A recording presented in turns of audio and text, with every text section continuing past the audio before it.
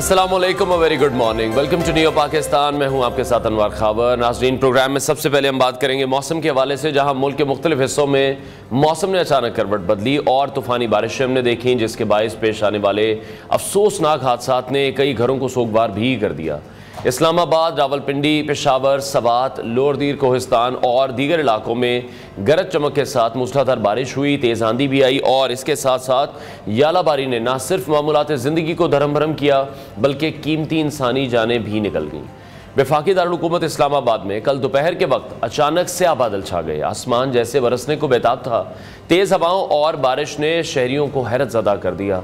रावलपिंडी के कई इलाकों में यालाबारी के साथ बारिश हुई है और मुतअद्दिद मकामात पर इस तरह के भी कुछ इंसिडेंट्स हुए हैं कि दरख्त अपनी जड़ों से उखड़ गए हैं, साइन बोर्ड्स ज़मीन बोस हो गए और गाड़ियों को भी शदीद नुकसान पहुँचा है।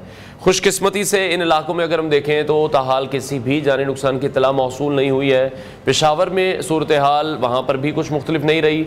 आंधी के साथ शदीद बारिश ने हयाताबाद स्टेडियम को भी निशाना बनाया, जहाँ ग्रिल गिरने से एक गाड़ी को नुकसान पहुँचा है, लेकिन अल्हम्दुलिल्लाह कोई भी जानी नुकसान यहाँ पर भी नहीं हुआ। रेस्क्यू 1112 के मुताबिक शहर में तेज़ हवाओं के नतीजे में 5 अफराद ज़ख्मी हुए हैं। इसके अलावा मत्ती के इलाके में छत और दीवार के गिरने से भी 3 अफराद ज़ख्मी हुए हैं। फौरी तौर पर इन अफराद को तिबी इमदाद फराहम की गई। इसके अलावा बदरशी मोहल्ला रहीमाबाद में दीवार गिरने का वाक़या पेश आया, जिसमें अनीस अकबर नामी एक शख्स ज़ख्मी हुआ, उसे हॉस्पिटल मुंतकिल किया गया। और सबसे अफसोसनाक वाक़या सूबाई गांव मानकी में पेश आया, जहां शहीदाबाद मोहल्ले में 4 दीवारी और छत गिरने से 2 साला मासूम बच्चा मौके पर ही जान बहक हो गया, जबकि बच्चे की जो वालिदा थी और एक कमसिन बच्ची थी वो इस वाक़े में ज़ख्मी भी हुई हैं। लवाहिकीन यकीनी तौर पर गम से निढाल हैं, इलाके में भी फ़ज़ा की सोगवार है। इसी तरह हम देखें तो ज़ियारत चंबाजा में भी तूफ़ानी बारिश ने बाड़े की छत गिरा दी। मलबे तले जब दब जाने वाले माँ बेटे को मकामी अफराद ने निकाला, अस्पताल वहाँ पर पहुँचाया। तो इस तरह के बहुत से वाक़यात रिपोर्ट हुए। सबात में भी तेज़ हवाएँ थीं, बारिश के बायस जो दरिया का बहाव था उसमें भी ख़तरनाक हद तक इजाफा हो गया। मुतल्लिका इदारे हमें इस वक्त अलर्ट करते हुए भी दिखाई दे रहे हैं, मुतल्लिका इदारे खुद भी अलर्ट हैं। लोअर कोहिस्तान की बात करें, शदीद बारिश यहाँ भी हुई है। इसके नतीजे में शाहराह रेशम कई मकामात पर इसे बंद किया गया। सैलाबी रेले ने कुर्बानी के जानवर भी बहा दिए, तो कुर्बानी के जानवर भी मुतासिर हुई हैं। शाहराह पर ट्रैफिक की रवानी मुकम्मल तौर पर मुअत्तल रही। शांगला का जो इलाका है बशाम से भी अफसोसनाक खबर मौसूल हुई, जहां विलेज काउंसिल लोसा शंक में घर पर आसमानी बिजली गिरने का वाक़या पेश आया, जिसके नतीजे में एक शख्स जान बहक हुआ, 6 अफराद बेहोश हो गए। यहाँ पर मकामी रेस्क्यू टीमें मुतासरा ख़ानदान को फ़ौरी इमदाद फराहम करने में मसरूफ़ दिखाई दी। तो ये मौसम की वो शिद्दत है जो लम्हों में ज़िंदगियों को बदल कर रख देती है। इसीलिए हमारी डेली बेसिस पर कोशिश होती है कि मौसम के हवाले से जो भी अपडेट हो वो हम आपके साथ शेयर करें। जैसे कि हमने आपको कल भी बताया था कि कल के दिन से लेकर यानी कि 27 मई से लेकर 31 मई तक जो मौसम है वो आंधी, तूफ़ान, बारिश और हेल स्टॉर्म का हम सबको सामना करना पड़ सकता है, जिसके हवाले से हम सभी को एहतियात करने की ज़रूरत है। तो महकमा मौसमियात ने आइंदा 24 घंटों में भी मुल्क के जो मुख्तलिफ इलाके हैं वहाँ पर यह बताया जा रहा है कि मज़ीद बारिशें होंगी। आवाम से ये अपील की जा रही है कि जितना भी हो सकता है वो गैर ज़रूरी सफ़र से ज़रूर गुरेज करें। जो कमज़ोर तामीरात हैं उनसे दूर रहें। हंगामी सूरत हाल में मुतल्लिका रेस्क्यू इदारों से फ़ौरी रब्ता भी करें। हमारी दुआएं भी तमाम मुतासरा ख़ानदानों के साथ हैं जिन्होंने अपने प्यारे खो दिए हैं या फिर वो ज़ख्मी हुए। इसके साथ साथ लास्टली बस मैं कमेंट करना चाहूँगा कि जो भी लोग सोलर अपने इंस्टॉल करवा रहे हैं वो उसको प्रॉपर तरीके से इंस्टॉल करवाएं, क्योंकि ऐसे मौसम में हमने बहुत से ऐसे वाक़यात देखे हैं कि लोगों के जो सोलर के स्ट्रक्चर्स हैं, उनकी प्लेट्स हैं, वो उड़कर गिरी हैं, जो लोगों पर भी गिरी हैं, जो गाड़ियों पर भी गिरी हैं, हमें सड़कों पर भी दिखाई दी हैं। तो हम सबको इस हवाले से एहतियात करने की बहुत ज़्यादा ज़रूरत है। आगे बढ़ते हैं और बहुत इंपॉर्टेंट दिन पाकिस्तान की हिस्ट्री में यौम तकबीर की हम बात करने जा रहे हैं। आज का दिन पाकिस्तान की तारीख का वो सुनहरा बाब है जिस पर पूरी कौम को फ़ख्र है। यौम तकबीर 28 मई 1998 का दिन, जब पाकिस्तान ने दुश्मन के नापाक अज़ाइम को खाक में मिलाया, दुनिया को बावर कराया कि हम न सिर्फ अमन के ख्वाहा हैं बल्कि हम अपने दिफा के लिए हर हद तक जा सकते हैं और अल्हम्दुलिल्लाह हम अपने दिफा के लिए हर हद तक गए भी हैं। इतना प्रेशर आलमी बरादरी का रहा, मुख्तलिफ किस्म के लालच भी दिए गए, लेकिन पाकिस्तान अपने मौके पर डटा रहा और आज पाकिस्तान को एटमी ताकत बने अब 27 साल मुकम्मल हो चुके हैं। तो ये दिन न सिर्फ हमारी अस्करी तारीख का एक अहम संगे मील है बल्कि हमारी खुद मुख्तारी, हमारी खुददारी और कौमी गैरत की रोशन अलामत भी है। यही वो दिन था जब बलूचिस्तान के मकाम चागी में ज़मीन लरज़ उठी और पहाड़ों ने भी गवाही दी कि यह कौम अपने दिफा पर कोई भी समझौता नहीं करेगी। जिस तरह से हमने देखा कि भारत ने 11 और 13 मई 1998 को जब राजस्थान में 5 एटमी धमाके किए तो फिर इस खित्ते में ताकत का तवाज़ुन खतरे में पड़ गया। पाकिस्तान की सलामती की बात करें, पाकिस्तान की खुद मुख्तारी की बात करें तो उसको बराह रास्त चैलेंज किया गया। दुनिया की नज़रें थी, क्या पाकिस्तान का डिसीजन क्या होगा, हमारा रद्द-ए-अमल क्या होगा। दबाव हम पर आया, हम पर पाबंदियों का, हमें धमकियाँ दी गई, हमें लालच दिया गया और धमकियों का एक बहुत बड़ा तूफान उठा। लेकिन उस वक्त के वज़ीर आज़म मियां मोहम्मद नवाज शरीफ ने कौम के उमंगों की तर्जुमानी करते हुए 28 मई को चागी में 6 कामयाब एटमी धमाके किए। दुश्मन ने 5 एटमी धमाके किए थे और हमने 6 कामयाब एटमी धमाकों से उसका जवाब दिया। दुश्मन को दो टोक पैगाम दिया कि हम तैयार हैं और हर कीमत पर तैयार हैं। यौम तकबीर वो दिन है जब पाकिस्तान दुनिया की 7वीं और पहली इस्लामी एटमी कुव्वत के तौर पर सामने आया। और यही नहीं, दुनिया ने भी तस्लीम किया कि यह कौम अगर चाहे तो नाकाबिल तस्खीर बन सकती है। आज के दिन हम देखें तो मुल्क भर में आम तातील है, मुख्तलिफ तकरीबात मुनक्किद हो रही हैं, शोहदा को खराज अकीदत पेश किया जा रहा है और इन साइंसदानों को, इंजीनियर्स को और सिक्योरिटी इदारों को भी सलाम पेश किया जा रहा है जिन्होंने ये ख्वाब शर्मिंदा ताबीर किया। इसी हवाले से मुसल्लह अफ़वाज, chairman joint chiefs of staff committee और सर्विसेज चीफ्स ने इस अजीम दिन पर कौम को मुबारकबाद देते हुए कहा है कि मुसल्लह अफ़वाज मादर वतन के दिफा के लिए मुकम्मल तौर पर तैयार हैं, मुकम्मल तौर पर पुरअज़्म है। वज़ीर आज़म शहबाज शरीफ का भी इस हवाले से मैसेज, उन्होंने पूरी कौम को मुबारकबाद भी इस हवाले से पेश की है। इसी हवाले से मजीद बात करेंगे। सीनियर तजियाकार हफीजुल नियाज़ी साहब ने हमें ज्वाइन किया। साहब बहुत शुक्रिया हमें शो में ज्वाइन करने के लिए। आपसे मैं ये जानना चाहूँगा, आपकी नज़र में 28 मई 1998 का ये जो दिन है, आप किस तरह से इस दिन को याद करते हैं। पाकिस्तान ने उस दिन पूरी दुनिया को ये दिखाया कि पाकिस्तान में हर चीज़ की सलाहियत मौजूद है। 1998 के एटमी धमाकों ने पाकिस्तान के दिफाई नज़रिए में किस हद तक तब्दीली पैदा की। उस वक्त ये भी हमने देखा कि ये फ़ैसला उस वक्त की अहम तरीन ज़रूरत भी थी। अपना भी एक्सपीरियंस ज़रूर शेयर कीजिएगा उस दिन को लेकर। बहुत बहुत शुक्रिया जी। मेरा ख्याल में कि ये दिन इतना ही अहम है जितना 14 अगस्त 1947 का दिन था।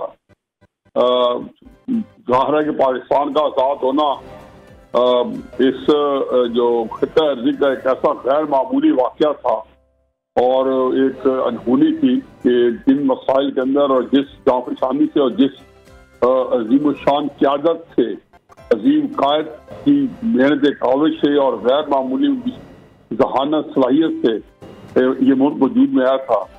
तो हमारे उसके बाद बदकिस्मती कि हमारी जो तसलसल के साथ जो क़यादत रही या जो पाकिस्तान के साथ हम खरमस्तियाँ करते रहे या जिस तरीके से जो दयानत और जो अमानत के तकाजे थे उससे हम कोसों दूर रहे और पाकिस्तान जिस मकाम पे बता दिया था उसका महफूज रहना या उसका कायम रहना या उसकी सालमियत जो है वो एक हमेशा ऊंच नीच पुरखतर सफर रही है जी। इन हालात में अगर पाकिस्तान को किसी ने बचा के रखा है तो ये हमारी एटमी सलाहियत ने बचा के रखा है। लेकिन ये धमाके का दिन जितना अहम था उससे कहीं ज्यादा अहम वो दिन था जिस दिन ये फैसला किया गया था कि पाकिस्तान जो है वो एटमी कोर बने। और फिर उससे भी अहम दिन वो था कि जब हमने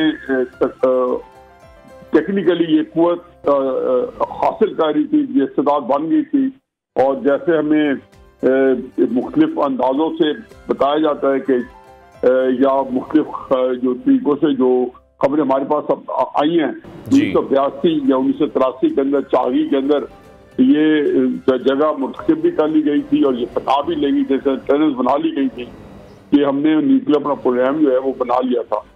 फिर उसका 1984 के आखिर में डॉक्टर कदीर ने कुलदीप ने कंट्रोल देते हुए ये भी कहा था कि हमने ये मुकम्मल कर लिया। तो वो दिन जब हमने मुकम्मल किया होगा वो भी बड़ा अहम था।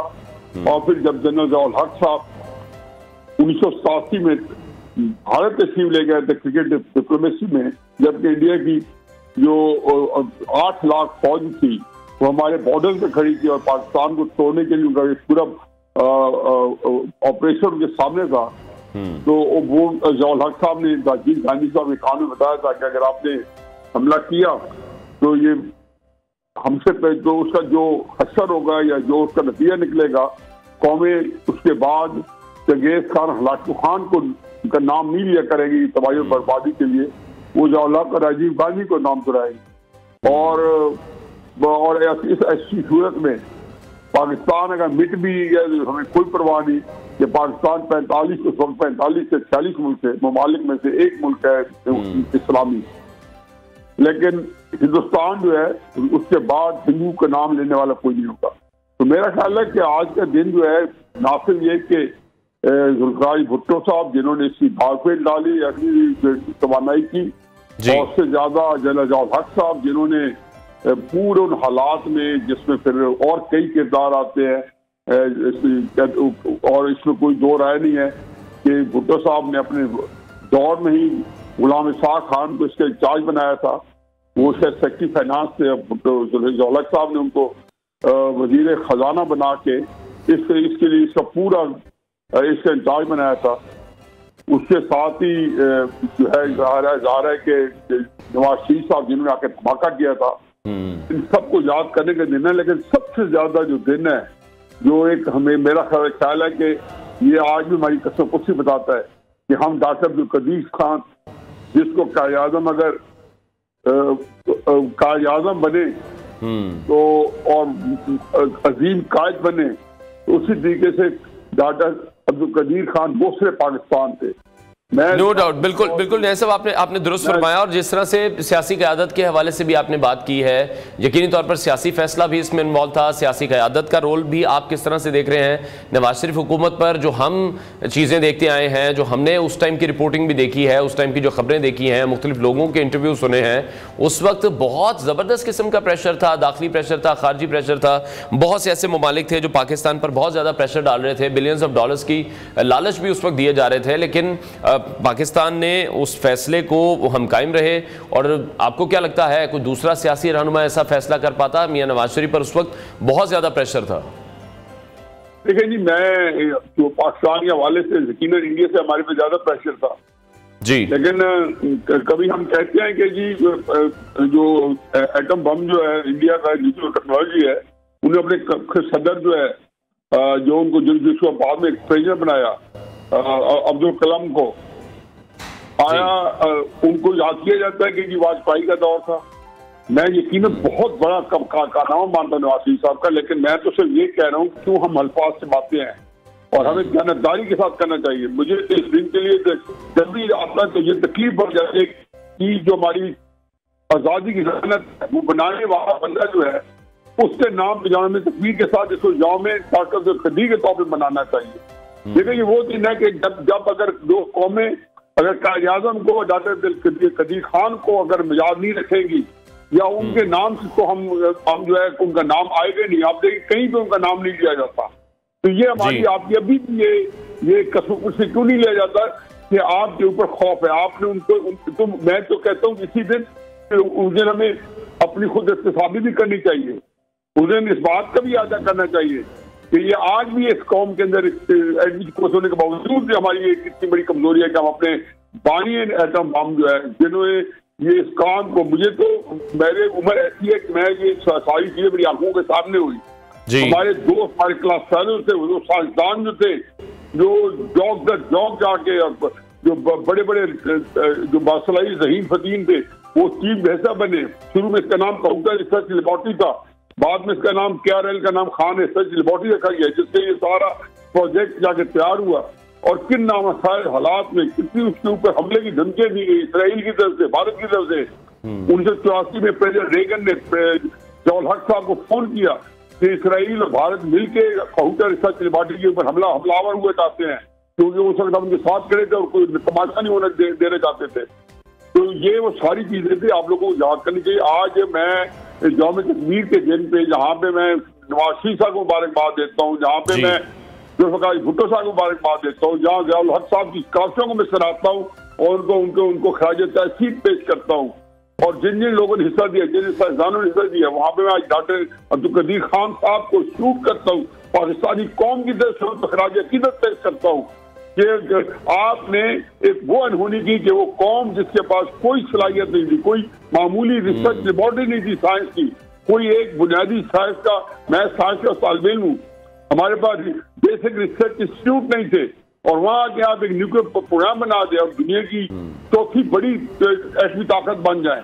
जिसके पास पूरा ऐसा बिल्कुल बिल्कुल आपने दुरुस्त फरमाया। आप बिल्कुल ठीक कह रहे हैं। दिस इज़ वेरी अनफॉर्चुनेट कि हम अपने मोहसिनों को भूल जाते हैं डॉक्टर अब्दुल कदीर खान की सरबराही में, बल्कि पूरी उनके समेत जो साइंसदानों की टीम थी, उनके किरदार को बड़े ज़बरदस्त तरीके से सराहा जाना चाहिए। उनकी खिदमात को रियासती सतह पर भी पूरी तरह तस्लीम करना चाहिए। बिल्कुल आप दुरुस्त फरमा रहे हैं। लास्टली बस कमेंट कीजिएगा, पाकिस्तान के एटमी हथियारों ने जनूबी एशिया में जो तवील मुद्दती अमन था उसको आप समझते हैं कि मुमकिन बनाया, या फिर आपको यह भी लगता है कि इससे जो अस्करी दौड़ थी वो फिर इन दोनों ममालिक के दरमियान बहुत ज्यादा तेज हो गई? देखिए, तेज तो नहीं हुई, क्योंकि अब आपने ये देखा है कि आपने अभी 4 दिन की जंग में भारत को फड़का दिया पूरी। जी अल्हम्दुलिल्लाह। तो ये बात मैं अपने टीवी प्रोग्राम में भी कहता हूँ और कॉलम में भी लिख चुका हूँ कि मुझे यकीन है 22 अप्रैल 2025 से जो पूरी मायूसी के अथाह गहराइयों में जो डूबी कौम थी, वो कौम जो है वो खड़ी हो गई 10 मई 2025 के बाद। उसके अंदर एक नया एक एतमाद आया, एक नई एक खुद एतमादी आई है।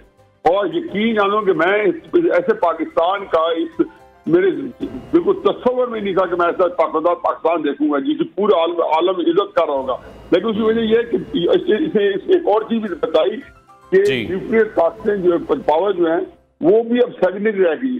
जो नई एक टेक्नोलॉजीज आई हैं, नई साइबर वॉर्स आई हैं, नए तरीके कार हैं, जैसे बियॉन्ड विजुअल रेंजेस जो है हमारे पास हथियार आए हैं, या उनके इस्तेमाल करने के हमारे पास सलाहियतें आई हैं। तो ये चीज है, पूरी दुनिया ठीक है कि न्यूक्लियर प्रोग्राम ने हमें एक दफा बनाया, लेकिन उसको सारी दुनिया के अंदर हमें महफूज बनाया, हमें इज्जत दिलाई, पाकिस्तान का तहफ़्फ़ुज़ यकीनी बनाया जब भी था। और उसकी वो एक हमारा हिफाजती पुख्ता है और टेक्नोलॉजी चेंज हो गई है। अब अगली जंग में जब लड़ी जाएगी तो मेरा ख्याल है कि न्यूक्लियर प्रोग्राम से ज्यादा लोग खौफजदा हो गए हैं कि साइबर वॉर से, पाकिस्तान और हिंदुस्तान की जंग के बाद से। और जो नए हथियार आजमाए गए हैं, जो कहते हैं कि अभी भी उन हथियारों की जो है वो जो 5th जनरेशन या 5.5 जनरेशन या 6th जनरेशन जो वो नहीं आजमाई गई, 4.5 जनरेशन आजमाई गई है। तो इसलिए मेरा ख्याल है कि ये वो भी बड़ी अहम है और अपनी जगह अहम है, लेकिन उसके साथ जो हम नई टेक्नोलॉजी उसका रिक्वायर करना इंतहाई जरूरी था। अगर वो आई ना होती तो भारत हमारी तबाही का जो है मुसीबत। बिल्कुल ऐसी है। पाकिस्तान ने बुनियाद मरसूस की सूरत में भारत को मुंह तोड़ जवाब दिया। बहुत शुक्रिया सीनियर एनालिस्ट हफीजुर न्याय साहब हमारे साथ इन कॉन्वर्सेशन थे। 28 मई 1998 का दिन जो कि पूरी पाकिस्तानी कौम को याद रहेगा, पूरी दुनिया को याद रहेगा, जब पाकिस्तान ने 6 एटमी धमाके किए। और 10 मई 2025 का दिन पाकिस्तान की तारीख में भी बहुत ज़्यादा इंपॉर्टेंट है, जब बुनियाद मरसूस की सूरत में पाकिस्तान ने भारत को मुंह तोड़ जवाब दिया।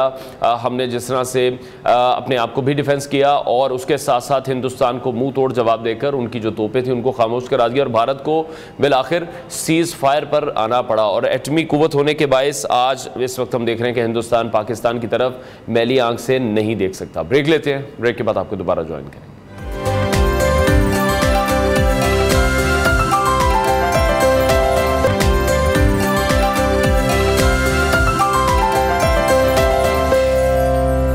Welcome back to new Pakistan. नाजरीन, पाकिस्तानी नौजवानों ने एक बार फिर आलमी स्पोर्ट्स के मैदान में सबसे लाली परचम को बुलंद कर दिया है। अमेरिका का शहर है वाशिंगटन डीसी, जहां होने वाले US squash on fire junior gold circuit में पाकिस्तान की 2 बासलाहियत बहनों ने शानदार कारकर्दगी का मुजाहरा किया और दुनिया को उन्होंने यह दिखा दिया है कि पाकिस्तान की बेटियां भी किसी से कम नहीं हैं।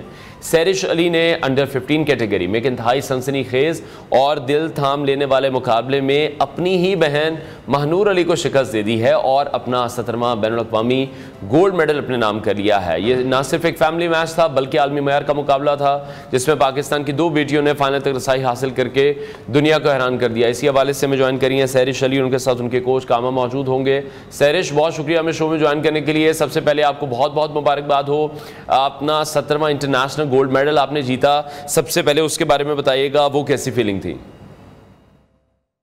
थैंक यू सो मच, आपने हमें इनवाइट किया और कांग्रेचुलेशन के लिए थैंक यू सो मच। बहुत ज़्यादा मतलब शुरू से ही टफ फाइट्स थी और मेरे हर एक मैच ग्लास कोर्ट में था। मानूर का फ्रंट पे ही ग्लास कोर्ट था, वो सेकंड सीट थी, मैं फर्स्ट सीट थी, तो 2 ग्लास कोर्ट से हम दोनों का डिफरेंट में सारे मैचेस वहीं पर थे क्योंकि हम लोग टॉप और सेकंड सीट थे। ठीक है, फाइनल मैच में आपने अपनी ही बहन को हरा दिया महानूर को, कैसे एक्सपीरियंस रहा? और अभी महानूर आपसे खुश हैं, आपसे नाराज हैं, उनके क्या जेस्चर्स हैं? दरअसल हमारे मैचेस में तो ये चलता रहता है क्योंकि हमारा 6-7 मैच है जो एक साथ आ रहा है, तो हम इतना माइंड नहीं करते, मतलब जो अच्छा खेलेगा वही जीतता है। और एक दिन तक थोड़ी नाराजगी होती है लेकिन अगले दिन फिर हम दोबारा बेस्ट फ्रेंड्स बन जाते हैं। चलें, दिस इज वेरी गुड। यही खेल की स्पिरिट भी है। अच्छा, स्कोर्स हमने देखा, जब बहुत ज़्यादा करीबी स्कोर्स भी होते हैं तो उस वक्त दिमाग में क्या चल रहा होता है? उस टाइम बहुत ज़्यादा प्रेशर होता है, दबाव को किस तरह से कंट्रोल करती हैं? बहुत ज़्यादा बंदा नर्वस हो जाता है जब 1-2 पॉइंट्स डाउन हो जाता है या फिर कुछ भी, प्रेशर कंट्रोल बहुत ज़्यादा मुश्किल होता है। लेकिन कामा सर ने मुझे इस मैच में कोच किया था तो मुझे सिखा रहे थे कि ये करो, मानूर सलमानू को आगे रखे, तो यार सारा गेम प्लान उन्होंने ही बनाया था मेरे लिए, तो उसकी वजह से काफी हेल्प मिली मुझे। और मानूर के वीक पॉइंट्स बताए थे सर ने, तो ठीक है। ऑब्वियसली देखें, कोचेस का तो काम यही है, इसीलिए मैं आपके कोच से भी जानना चाहूंगा किस तरह से गेम प्लान डिजाइन किया और फिर किस तरह से, ऑब्वियसली आपको हर चीज़ जो है अपने ओपोनेंट की भी, बेशक वो आपके सिस्टर हैं बट एज एन ओपोनेंट, कामा साहब मैं आपसे जानना चाहूंगा किस तरह से आपने ये गेम प्लान सारा बनाया और किस तरह से फिर आप सैरिश को समझाते रहे, उसको सपोर्ट करते रहे?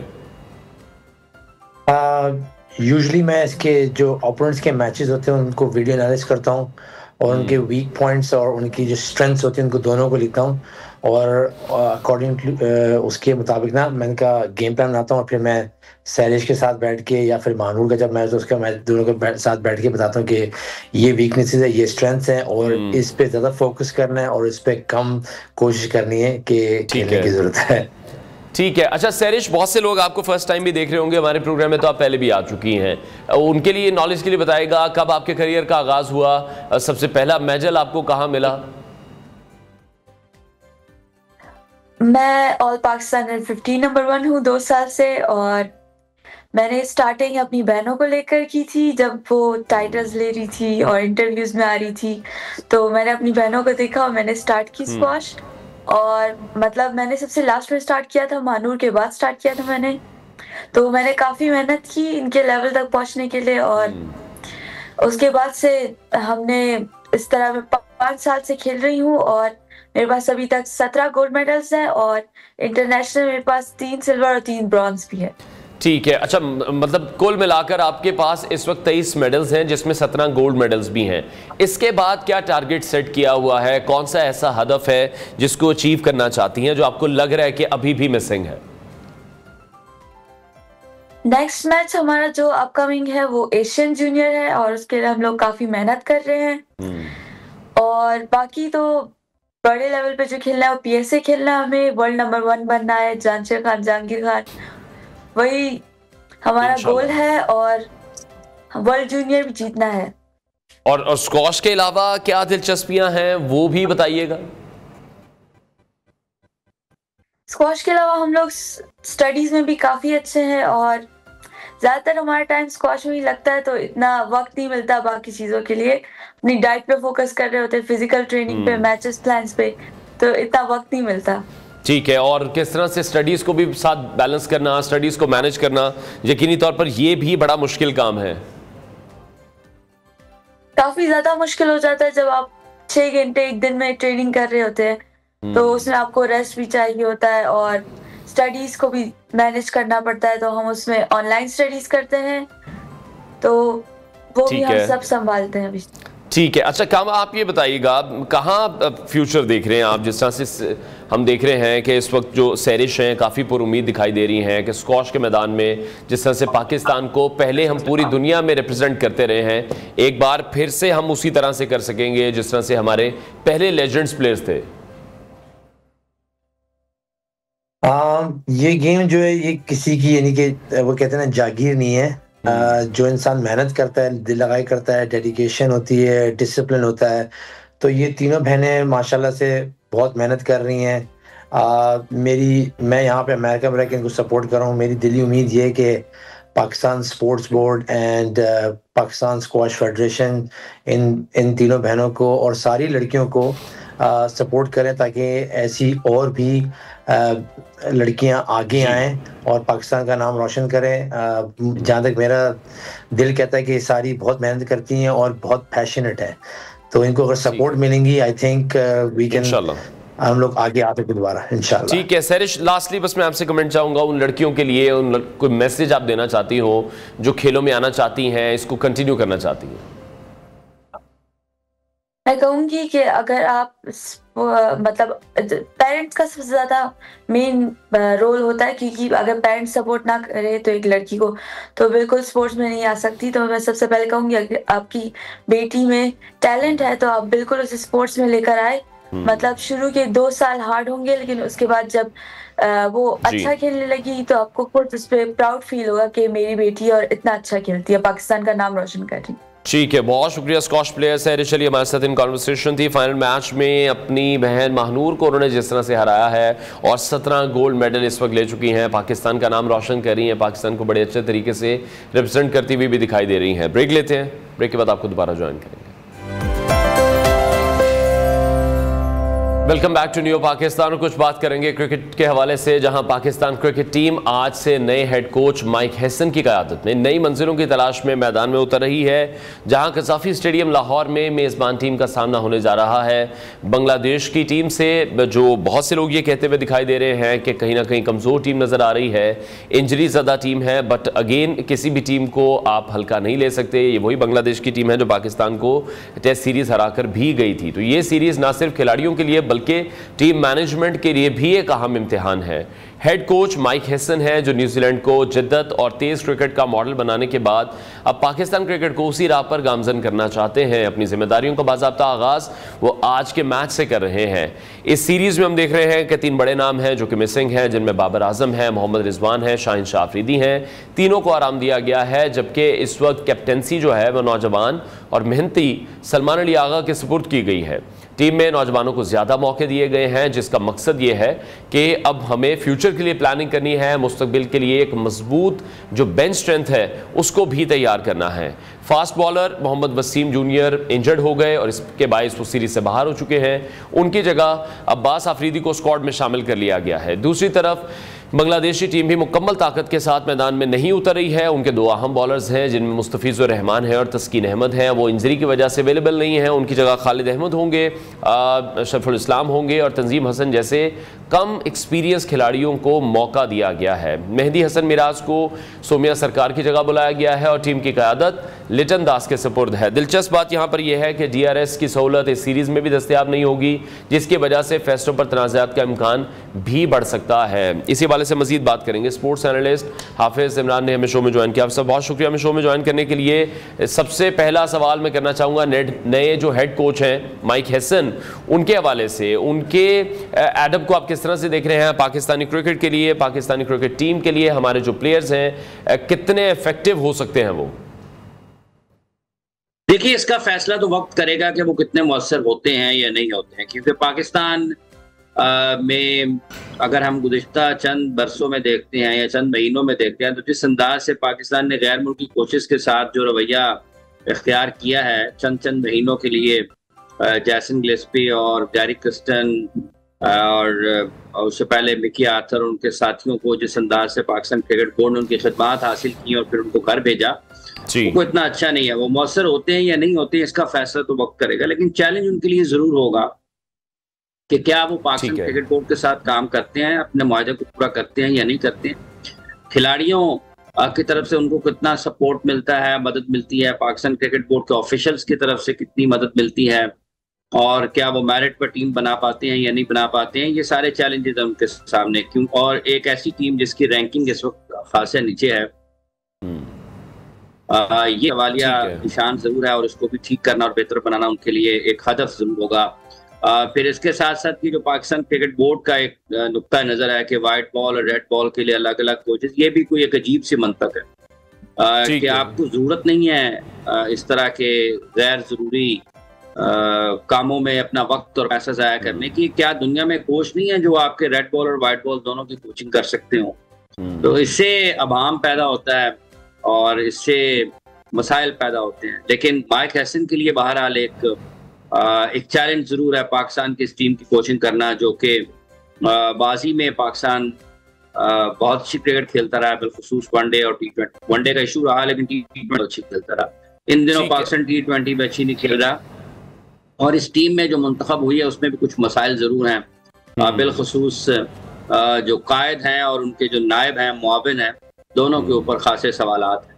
जी ठीक है। अच्छा, अभी जैसे 3 इंपॉर्टेंट खिलाड़ी हैं जिनमें बाबर है, रिजवान है, शाहीन है। एक लंबे अरसे हमें ऑफ कलर भी दिखाई दिए। शाहीन ने कहीं ना कहीं कम बैक किया पाकिस्तान सुपर लीग में, बीइंग अ कैप्टन लाहौर कलंदर को जितवाने में वो कामयाब रहे, बॉल ऑफ द टूर्नामेंट रहे। रिजवान की अपनी परफॉर्मेंस देखें तो वो इंडिविजुअली तो ठीक रही, बट बीइंग अ कैप्टन वो परफॉर्मेंस उनको मैचेस नहीं जितवा सकी। 9 मैचेस वो हारे 10 में से। बाबर की इंडिविजुअल परफॉर्मेंस भी नहीं ठीक हो रही, बाबर की कैप्टनसी भी ठीक नहीं हो रही है। कोई ऐसा इवेंट बड़ा नहीं है, हम ICC टूर्नामेंट्स की बात करें या पाकिस्तान सुपर लीग के किसी एडिशन की बात करें, बाबर कोई भी इवेंट पाकिस्तानी टीम को या PSL को जितवाकर नहीं दे सके हैं। इन तीनों के हवाले से भी कमेंट कीजिएगा। देखिए, तीनों बड़े क्रिकेटर हैं पाकिस्तान के। T20 क्रिकेट में बाबर और रिजवान को अगर आप एक तरफ रखते हैं, शाहीन का उनके साथ मवाजना इस वक्त में इस T20 क्रिकेट में मुनासिब नहीं है, क्योंकि और जो आपने कप्तान और वाइस कैप्टन इस टीम के बनाए हुए हैं, जो वाइस कैप्टन है वो सारी लीग में पूरी जो PSL थी उसमें वो हर जगह गेंदबाजी के लिए जगह ढूंढते रहे हैं कि कहाँ आसान सूरत हाल है, दबाव वाली नहीं है, तो वो गेंदबाजी करें और कुछ रन्स बचा लेंगे, एक आध विकेट हासिल कर लें और अपने 1-2 ओवर्स कर लें, तो अपने आप को किसी ना किसी तरीके से उसमें उस रंग में नजर आ लेंगे, उस हाल में नजर आए जहां पर उनको एक ऑलराउंडर की हैसियत से देखा जाए। जो 2 मैचेस PSL में आखिरी खेले उनकी टीम ने, इस्लामाबाद यूनाइटेड ने, उस दोनों मैचेस में उन्होंने सिर्फ 2-2 ओवर्स किए हैं और दोनों मैचेस में टीम को 2-2 से ज्यादा रन हुए हैं। और जहां तक ताल्लुक आपके कप्तान का है, तो वो किस नंबर पर बैटिंग करते हैं इस सीरीज में उसका भी फैसला हो जाएगा, क्योंकि आपके पास जब आप एक T20 ब्रांड की जो जदीद दौर के तकाजों के मुताबिक क्रिकेट की बात करते हैं, तो आपके पास अगर हसन नवाज हैं, हारिस हैं, साइम हैं, फखर हैं और उनके साथ साहिबजादा फरहान हैं, फिर आप कहां पर खिलाएंगे पाकिस्तान के जो इस वक्त टीम के कप्तान हैं, उनको किस नंबर पर वो बैटिंग के लिए आएंगे? बाबर और रिजवान, उनकी T20 क्रिकेट सवालिया निशान थी और जिस जगह पर वो खेलते हैं उस पर पाकिस्तान अब कुछ और सोच रहा है, और यही वजह है कि वो पाकिस्तान की T20 टीम में जगह नहीं बना पा रहे हैं। वो न्यूजीलैंड में भी नहीं थे। इस PSL की वजह से अगर ये कहा जाए कि उनके लिए कुछ मुश्किल हुई है या मसाइल पैदा हुए, तो वो दुरुस्त नहीं है और मुनासिब नहीं है। वो पहले से वो एक लंबे अरसे से चलते आ रहे हैं। बिल्कुल, हमने देखा वो जो तसलसल है वो तकरीबन कोई एशिया कप से जो हमारी शिकस्तों का है वो शुरू हुआ था, तो एक बहुत लंबा पैच। T20 क्रिकेट उनकी जो है ना, वो उसका एशिया कप 2023 से ताल्लुक नहीं है, उसका मसला और है, और वो उनके स्ट्राइक रेट की वजह से, ठीक है, और वो उससे पहले भी था, उसके बाद में उससे ज्यादा हुआ। जहां तक ताल्लुक शाहीन आफरीदी का है, देखें शाहीन वो खिलाड़ी हैं जो आपकी टीम में आते हैं, उनकी ये नहीं है कि वो अगर नया बॉल करते हैं तो वो उनको विकेटें नहीं मिल रही तो वो छुप रहे हैं कहीं पे या जगह बनाने की कोशिश कर रहे हैं, यार मैं कहाँ पे बॉल करूं, कहाँ पर ना करूं। और ये वही शाहीन है जिन्होंने इस PSL में भी दुनिया के बेहतरीन खिलाड़ी जो इस PSL में गैर मुल्की खिलाड़ी भी थे, पाकिस्तानी भी थे, उनके खिलाफ भी बॉलिंग की है। और नॉकआउट मैचेस जो आखिरी 4 मैचेस थे, शादाब के आखिरी 4 मैचेस देख लें, शाहीन के आखिरी 4 मैचेस देख लें, कहां पर उन्होंने इमरान, यहाँ पर मैं आपका एक कमेंट जरूर चाहूंगा। बहुत से लोगों की से हमारी भी बात हुई, उन्होंने कहा कि शादाब भी एक बहुत बड़ा एसेट है, बड़ी इन्वेस्टमेंट है पाकिस्तान क्रिकेट बोर्ड की। तो बहुत से लोग हमें भी ये कहते दिखाई दिए कि आप क्या चाहते हैं कि शादाब को बस टीम से बाहर कर दिया जाए, बट बहुत ज्यादा चांसेस दे दिए गए, परफॉर्मेंस उस तरह से नहीं आ रही है, डोमेस्टिक में उनकी कोई परफॉर्मेंस नहीं थी, किन बेसिस पर उन्हें वाइस कैप्टन बनाया गया, आखिर ये सवाल तो उठता ही है। दूसरा, जहां आप शाहीन शाह अफरीदी के लिए बात कर रहे हैं, शाहीन शाह अफरीदी को अगर इस सीरीज से ड्रॉप किया गया, उसकी रीजन ये बताई जाती है कि शाहीन को रेस्ट की भी जरूरत है, हमारे प्राइम बॉलर हैं, हमें इन्हें कई मेन जगहों पर इस्तेमाल करने की जरूरत है। तो ये दोनों जो एक कॉन्सेप्ट्स हैं, इस पर मैं चाहूंगा आप जरूर रोशनी डालें। देखिए, जिन लोगों ने आपसे बात की, ये जो लोग ये बात करते हुए दिखाई देते हैं कि शादाब पाकिस्तान का एसेट है, उनको ड्रॉप कर दिया जाए, वो जो लोग ये बात करते हैं कि वो पाकिस्तान का असासा है, उनसे पूछा जाए कि ये पाकिस्तान के जो 25 करोड़ लोग हैं सारे ही असासा हैं। ये जो तपती दोपहर में धूप में लोग बच्चे खेल रहे होते हैं, ये भी पाकिस्तान का असासा है। क्या ये असासा नहीं है? पाकिस्तान की टीम में आने के लिए एक खास किस्म का मयार मुकर्रर है। क्या शादाब उस मयार तक पहुंचे हैं टीम में आने के लिए? ये तो बड़ा आसान है ना कह देना लोगों को, जज्बाती तौर पर उनकी वाबस्तगी, उनके साथ अपने इजहार करना और उनके जज्बात को उभारना। असासा है भाईजान, असासा है तो क्या किया जाए? क्या वो उस कारकर्दगी की बुनियाद पर टीम में मुंतखब हुए हैं जिसकी वजह से किसी और खिलाड़ी को बरसों लगते हैं टीम में आने के लिए? माजी की तो बात ही नहीं हो रही, बात हो रही है सिलेक्शन की। जो न्यूजीलैंड गए वो किस बुनियाद पर गए? वो इस टीम के वाइस कैप्टन बना दिए गए, किस बुनियाद पर बना दिए गए? वो इस बांग्लादेश की सीरीज के खिलाफ टीम में पाकिस्तान के आ गए हैं, किस बुनियाद पर आ गए हैं? बात असासे की नहीं है, बात यह है कि आपका मेरिट क्या है। अगर आप उसके ऊपर पूरा उतरते हैं तो ठीक है, तो फिर तो वो वकार यूनुस भी पाकिस्तान का असासा है, वसीम अकरम भी पाकिस्तान का असासा है, फहीम अशरफ भी पाकिस्तान का असासा है, एहसानुल्लाह भी पाकिस्तान का असासा है, उसामा मीर पाकिस्तान का असासा नहीं है? क्या सुफियान मुकीम पाकिस्तान का असासा नहीं है? ठीक है जी, क्या फैसल अकरम और बाकी जो स्पिनर है, मुबस्सर खान पाकिस्तान का असासा नहीं है? अच्छा, सुफियान मुकीम का आपने यहाँ नाम लिया, इस पर भी कमेंट कर दीजिएगा। सुफियान मुकीम को लेकर बहुत से लोग कह रहे हैं कि क्यों वो स्क्वाड का हिस्सा नहीं है ना पाकिस्तान का। जिन लोगों ने इसलिए नहीं है, जो लोग दिखाई देते हैं, उनका अपने ख्याल में सिर्फ शादाब असासा है ना, बाकी पाकिस्तान का असासा नहीं है। तो ये जो असासे हैं पाकिस्तान और क्या कर दूसरी तरफ जो शाहीन वाला इशू है कि शाहीन को रेस्ट की भी जरूरत है, शाहीन को हमने किसी ना किसी तरह जो एक वर्कलोड है उसमें भी मैनेज करना है। वो सोच आपको ठीक लग रही है इस सीरीज के लिए, या फिर ड्रॉप कर देना अब या आपको गलत लग रहा है? ये सारे ना अल्फाज हैं, ये बयानात हैं, ये माहौल ही ठीक नहीं है। मतलब ये जो बाकी सारे लोग पाकिस्तान की टीम से PSL खेलते खेलते आ गए हैं इधर बांग्लादेश की सीरीज के लिए, ठीक है, उनका वर्कलोड मैनेज नहीं करना है। क्या उन्होंने शाहीन से कम या ज्यादा मैचेस खेले हैं? हो सकता है उन्होंने भी उतने ही खेले हों। हसन अली ने एक ही मैच कम खेला ना पाकिस्तान से, एक ही मैच उससे शाहीन अफरीदी से एक या 2 मैचेस ही कम खेले होंगे, तो उसका वर्कलोड कहां पर जाता है? ठीक है, अब्बास अफरीदी ने कितने मैचेस खेले हैं और कितना वर्कलोड उसका कितना कम होता है? फखर जमान ने कितने मैचेस कम खेले हैं और उसका कितना वर्कलोड है? ये माहौल ठीक नहीं है बुनियादी तौर पर। जो असल वजह है, अगर लोग उस तक नहीं आएंगे आपके मसाइल हल नहीं होंगे। ये ठीक है कि आपने उस शाहीन की गुफ्तगू भी तो सुन लेना। वो तो कहते हैं कि मैं जितने मैचेस खेलूं, जितनी ज्यादा क्रिकेट खेलूं, मैं उतना ज्यादा एंजॉय करता हूं। तो ये अगले बंदे से भी पूछे ना आपके वर्कलोड की मैनेजमेंट की बारे में, उसकी क्या राय है? क्या वो शाहीन पाकिस्तान का असासा नहीं है? वो तो वैसे कहते हैं कि उन्होंने खुद रेस्ट लिया है, वो कहते हैं कि उन्होंने सीरीज से खुद रेस्ट लिया। ये चीजें ठीक है, लेकिन ये जब आप मुख्तलिफ लोगों के हवाले से बात करते हैं ना, अब्बास अफरीदी भी फास्ट बॉलर है, हसन अली भी फास्ट बॉलर है, तो कितने मैचेस उन्होंने कम खेले हैं और कितने शाहीन ने ज्यादा खेले हैं? तो वर्कलोड मैनेजमेंट का वो जो एक फलसफा है या जो उसका आप उसको कोई पैमाना है या उसका जो तरीकाकार है, वो लोगों को बता दें कि ये वो सिर्फ बातों की हद तक है। आपका ये कहना है, ठीक है। अच्छा, दूसरी तरफ अब आप किस तरह से देख रहे हैं? तो मैं चाहूंगा मेरा ये कहना है कि माहौल ठीक नहीं है, माहौल ठीक नहीं है, बिल्कुल ठीक है। मैच वायलेट हुआ है हर जगह पर, जिसकी वजह से खिलाड़ियों के ज़हनों में जो अबहाम है, जो अदम तहफ्फुज है, या जो उनको ये लगता है कि मामलात उनके लिए, उनके करियर के लिए ठीक नहीं है। देखें, ये खिलाड़ी पाकिस्तान का नाम रोशन करते हैं, पाकिस्तान का नाम झंडा बुलंद करते हैं। इनके बारे में कोई भी हिकमत अमली तरतीब देने से पहले आपको बहुत सोच विचार के साथ और इंसाफ के तकाजों को पूरा करने की जरूरत है। गलती हो सकती है, बदनीयती नहीं होनी चाहिए।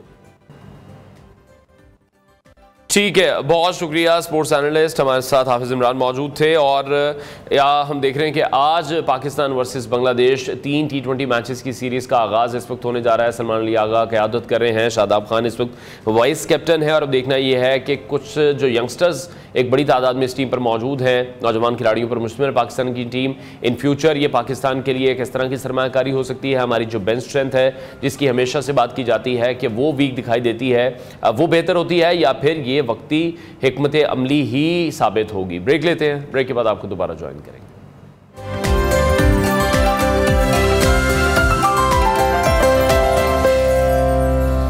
Welcome back to new Pakistan. Program के इस हिस्से में हम बात करेंगे हीट वेव्स, लोड शेडिंग और तवानाई के बहरान को लेकर। तो क्या हमारी जो पॉलिसीज़ हैं वो मौसमियाती तब्दीली का मुकाबला करने के लिए तैयार हैं, क्योंकि पाकिस्तान इस वक्त शदीद गर्मी की लपेट में है। दर्जा हरारत ये भी देखने में आया कि कई शहरों में 50 डिग्री सेंटीग्रेड तक भी पहुँच चुका है। हीट वेव सिर्फ इंसानी जानों के लिए ख़तरा नहीं है, बल्कि ये बिजली की तलब में गैर मामूली इजाफे का बायस भी बन रही हैं। उधर दूसरी तरफ तवानाई की पैदावार में कमी, फर्नस ऑयल की कमी और वापडा की बोसीदा तरसीली निज़ाम ने लोड शेडिंग को भी एक मामूल बना दिया है। मौसमियाती तब्दील एक सच्चाई बन चुकी है तब्दीली, लेकिन हमारी जो एनर्जी पॉलिसीज़ हैं और जो इंफ्रास्ट्रक्चर हैं वो इस तब्दीली का मुकाबला करने के लिए तैयार हैं, इसके काबिल भी हैं। जैसा कि मुतबादिल तवानाई को डिस्कस करते हैं, जिसके मुख्तलिफ ज़राए हैं, जिसमें सोलर है और विंड एनर्जी शामिल है। तो इसको क्या हम सही तौर पर भी अपना रहे हैं या नहीं, और सबसे इंपॉर्टेंट ये है कि क्या हमारी हुकूमत इस चैलेंज को भी संजीदगी से ले रही है या नहीं। इसी हवाले से मजीद बात करेंगे। Energy expert engineer Asad Mahmood ने हमें ज्वाइन किया है। असद, बहुत शुक्रिया हमें शो में ज्वाइन करने के लिए। पाकिस्तान में जो हम देख रहे हैं हालिया हीट वेव्स हैं, तवानाई का जो बहरान है, उसको आप किस तरह से देख रहे हैं? ये आपको लग रहा है कि अनएक्सपेक्टेड था या फिर हम उसकी तैयारी नहीं कर रहे, हम आंखें बंद करके बैठे हैं? जी अस्सलाम वालेकुम जी। देखें, इस चीज़ का इल्म तो अब हर एक को होता चला जा रहा है कि हमारे मौसमी जो तग़य्युरात हैं, उतार चढ़ाव, और जैसे ही आपका गर्मी का मौसम आ रहा होता है तो अब जो है ना, अब नॉर्मलाइज चीज़ें नहीं रही। अब हम हर दिन या हर हफ्ता या आए दिन हमें हीट वेव्स के अलर्ट आ रहे होते हैं, और ये इसकी अपनी वजूहात हैं एक तरफ, लेकिन ये है कि जहाँ तक जितना गर्म मौसम होता चला रहेगा तो हमने बनी हुए इंसान जो है उसकी एक लिमिट है, एक एनवायरनमेंट में रहना है। उसने एक एक्सट्रीम सर्दी को सह सकते हैं, एक्सट्रीम गर्मी को सहा जा सकता है। ये हर इलाके की अपनी जो लोगों के हिसाब से तयन होता है उसके थर्मल कंफर्ट का। तो यहाँ पाकिस्तान में जिस तरह इस सीज़न में अभी आपकी hot and humid environment, extreme dry spells आते हैं, तो हैवानात, इंसान, क्रॉप्स, हर एक के ऊपर अलग अलग किस्म से असर हो रहा होता है। और अभी जिस तरह आपने जोड़ा इस चीज़ को तवानाई के साथ, तो डेफिनेटली जो है आपको अपने आप को एक ख़ास टेम्परेचर तक रखना है, दर्जा हरारत तक रखना है।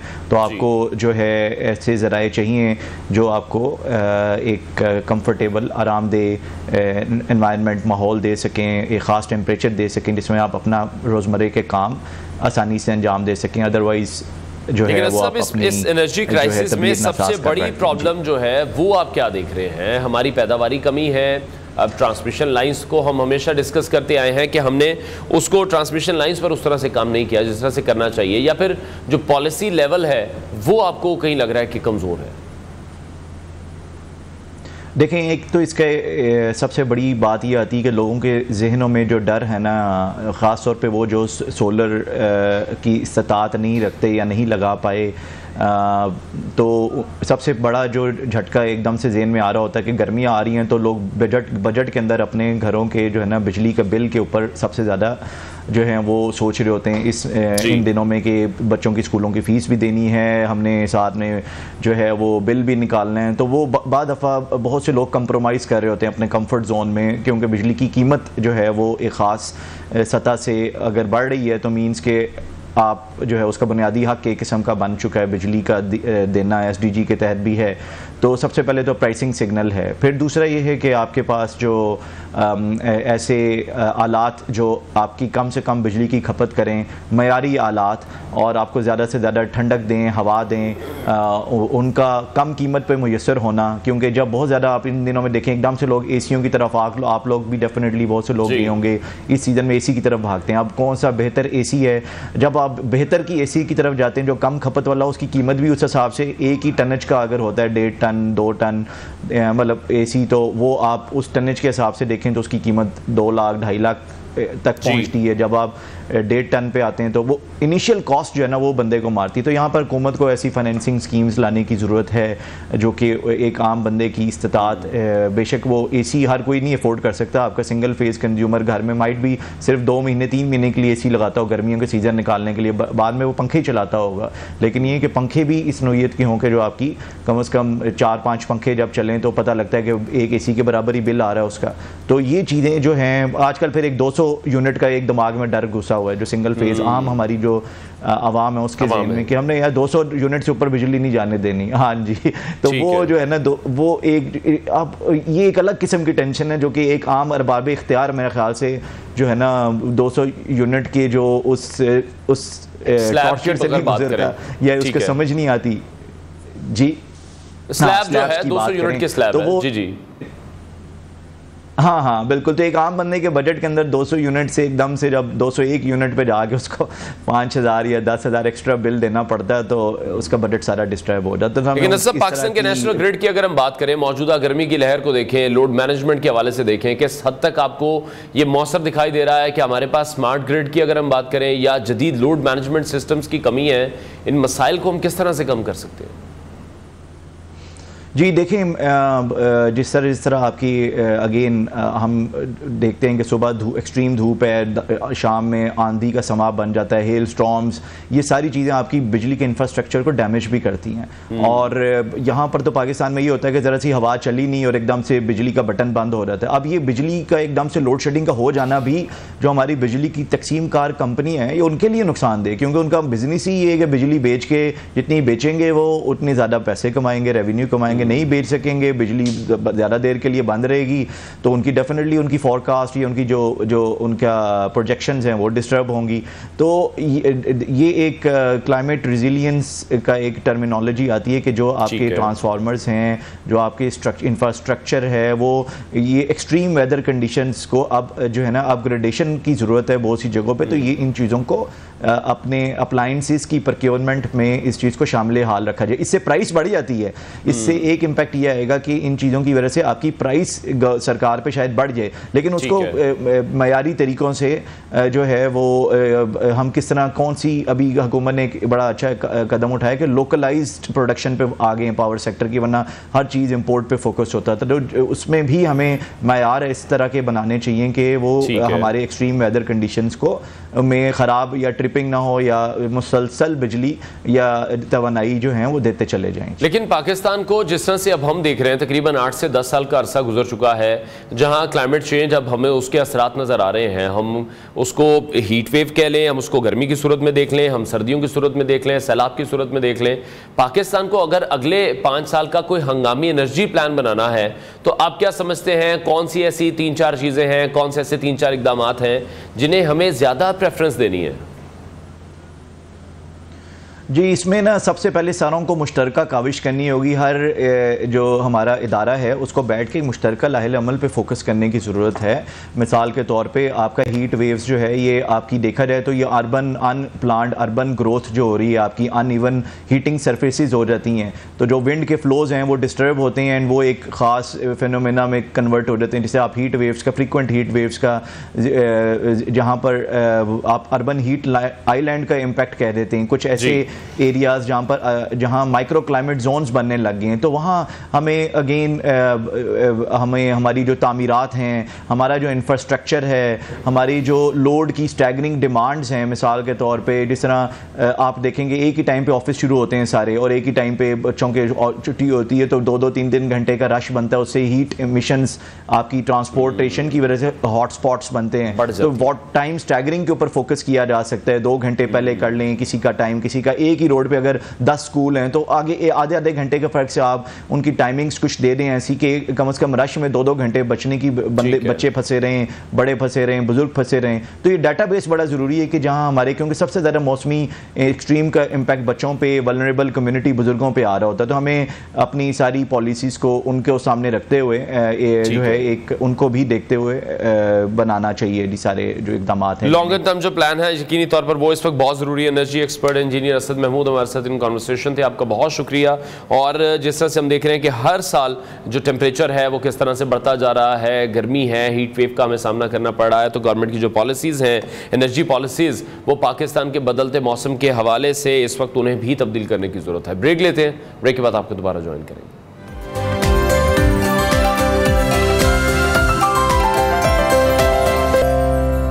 Welcome back to new Pakistan. और आज आपके साथ एक वाक़या हम शेयर करने जा रहे हैं, एक जज्बा शेयर करने जा रहे हैं जिसकी तड़प थी सच्ची।